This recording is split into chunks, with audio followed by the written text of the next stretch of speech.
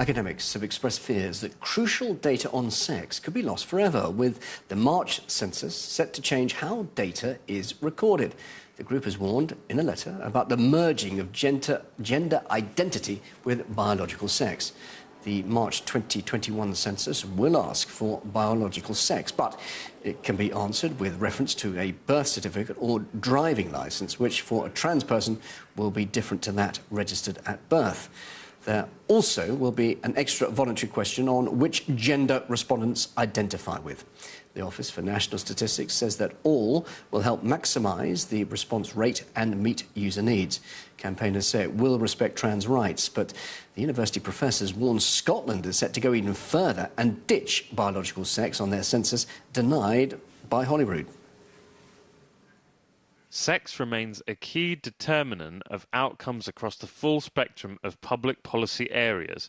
Information on gender identities is also welcome, but it can only be properly understood in combination with the data on sex. No robust evidence or argument has been provided to support such a fundamental change. We are on the brink of losing robust, high-quality data on sex in the UK. Once gone, we may never get it back. But what is the right way to go about this? Well, to discuss this, I'm now joined by lawyer Stephanie Hayden and political activist and author Paula Diana. Thank you both very much indeed for joining us. Hello, Stephanie. Hello, Paula. Can you hear me? Yes, good. Thank you for having me. Stephanie, let me start with you. Do you agree that mixing up gender and sex would put quality data collection at risk? If ever there was a row which was absolutely unnecessary, this is it. This is how you solve the problem in the forthcoming census. You ask a question based on the legal sex of the person filling in the form. So if your birth certificate or gender recognition certificate says you're female, you mark the census female. You then ask another question: does that sex you've just declared differ from the sex which was registered at birth? And you answer it accordingly. You then send the form back or fill it in online and come back in 2031 and do it all over again. It's a complete non-issue, in my opinion. Well, that sounds all very sensible, Paula, doesn't it? And very clear.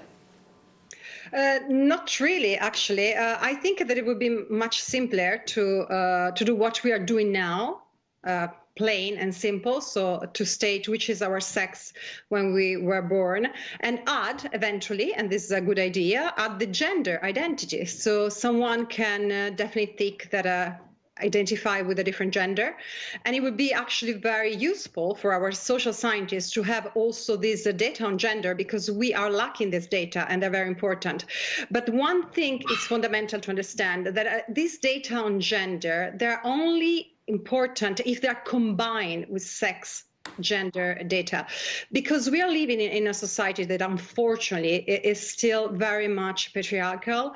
We're not living in a meritocracy. Women are still discriminated, not only in the UK but in the rest of the world, and so we still need to understand why, and we still need to find the way to stop this discrimination. So in an ideal world, maybe the sex data wouldn't be so useful, but unfortunately we live in this type of society that still much discriminates women, and we have done so much. We can't stop now. We need this data. That's why all the social scientists of the most prestigious universities, they're actually agreeing with me, and they're sending this message loud and clear. We need to keep collect sex data. Right, fair enough. Isn't that important?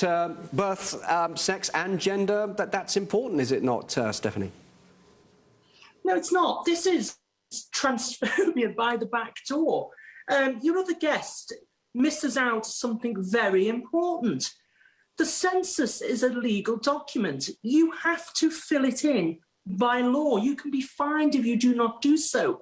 To expect those like myself, who are legally recognised by the state as female, to say we are men is completely unacceptable. But of course, this is not about collecting statistics or fighting the patriarchy. Goodness me, we've had the census since the middle of the 19th century, when there certainly was a patriarchy, and they didn't seem to be whinging about it then. This is about completely ignoring a whole demographic for political reasons dressed up as protecting women's rights. It's nonsense. Paolo, some people might think, Paolo, there's an element of you being transphobic here. I think there is a problem. The problem at the origin. The problem is that trans people, they want to hide the fact that they transitioned. That's the fact. Nonsense. No, that's what you're saying. I'm sorry. And I understand that it might be difficult in a society that gives a shame on trans people. But personally, you know, I don't see this problem, because actually I think we should be proud of our trans people, and they should be proud of their choice. But there's no suggestion that Stephanie's trying to hide anything. It's just merely giving more information, isn't it? No, but the fact that, you know, she doesn't want to say the sex at the birth, there's nothing wrong with that. That's what I'm saying, you know. It's not that someone is accusing her, you know, or no one is doing that. We just want to be clear, because this data, unfortunately, as I said, we need them. We need them because women are still discriminated in employment. We still die more, you know, by violent acts of men. There are femicides. I mean, we need to understand what is happening in our society. We need to take care of this problem. And we need this data, so it's very, very important. And what I'm saying is not it's not a discrimination against trans people, and what other feminists say is not a discrimination at all. So I don't understand why there is all this rage, you know, and this anger. Stephanie, let's hear what Stephanie has to say. No discrimination here at all. Well, there's no rage. If your guest had listened to what I said at the beginning of this conversation, I'm very clear. There should be a second question which states, is your legal sex or the sex gender you identify with now different to that registered on your birth certificate at birth? So there's no question of hiding. What your other guest fails to comprehend is that people like myself are women. We're not going to say we're men just to satisfy the political ideology of a minority of people who just use any opportunity to attack transgender people. If your other guest has come into this debate with good faith, she would understand that the second question addresses some of the issues that she raises. But, you know, if you're going to say, right, you declare on this census that basically you're a man or a woman, if you're a trans man, it's completely unacceptable. What will happen is that people will either fill it in incorrectly, or, I'm honest with you, they probably won't fill it in at all. And the whole exercise will be a wasteless point of time. So I feel a lot of aggression in this debate. But anyway, so... well, there is, isn't there? I think at the end of the day, we are saying the same thing. It's just a matter of words. So you don't like the word, of course, that declares that at your birth you were of a different sex. I don't see anything wrong with that. What I said is actually very simple and clear. So we keep saying which was the sex at the birth, and then there is a gender as if you identify, and then we can add a third eventually. A third type of data, and you can add that you are now legally a woman, and that's fine. You know, that's not a problem. I think maybe this is just, you know, a tempest in a glass of water, and we could definitely find an agreement on that. So what I'm saying is just we need to keep the sex at the birth, because it's very important. And this is important, isn't it, Stephanie, for the census purposes? Well, this is why I say you need the second question, where the question asks, is the legal sex or gender you now identify with different to that which was registered at birth? I feel we're probably... But we don't have that at the moment. So therefore, in its current state, Stephanie, it is confusing, isn't it? Because we don't have that.